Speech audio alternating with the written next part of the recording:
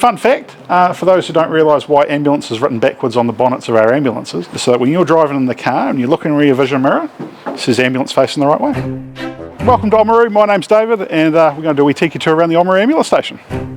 So what would normally happen is people would come into station. We normally do 12-hour shifts, 7 o'clock in the morning till 7 o'clock at night. They'll meet the oncoming crew here, have a bit of a chat about what's been happening through the day. Then they'll grab pager and radio, which is how we're notified of jobs, grab a set of keys, and they'll go out to the ambulance and start the shift. Another wee interesting thing we have this building, we have our own wee garden. So come have a wee look. We have what I'm led to believe are tomatoes. Some other standard things we normally have at stations is a store area. Normally the station, with what we provide in Oamaru, would have quite a big storeroom. We've got a store nook, doesn't really have a door on it. And then through here we have our linen cupboard.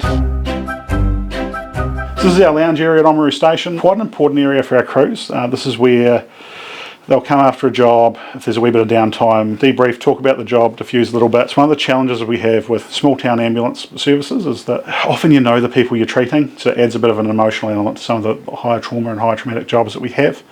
So yeah, this is the space. So here we are in our external garage in Oamaru Station. It's really important that we have this infrastructure so that we have a central spot where the crews can come, change over, check their gear, clean the equipment, restock it, and make sure that they're ready to go help people in their community in their time of need.